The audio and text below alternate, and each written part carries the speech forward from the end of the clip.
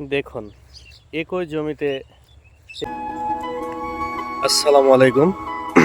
অবশেষে কিছু কিছু কৃষক ধানের ছোট ছোট আটি বেঁধে বেঁধে গাছগুলো দাঁড় করে দিয়েছে, আর কিছু কিছু কৃষক উল্টা দিকে দাঁড় করে দিয়েছে, কিন্তু সেগুলা আবার অনেক কুয়াশার কারণে ভারী হয়ে শুয়ে পড়েছে। তো বর্তমান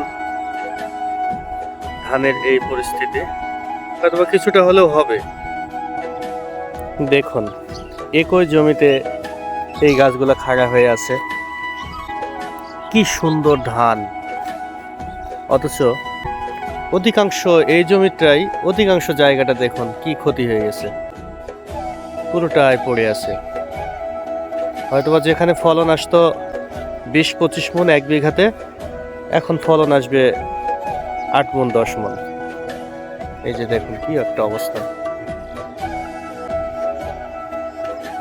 তো এই জমিগুলো নেই আর কি, ধান ওঠানোর পরে আলুর জন্য প্রস্তুত করা হবে, ওইটা দেখার জন্য সবাই অপেক্ষা করুন। ধন্যবাদ সবাইকে।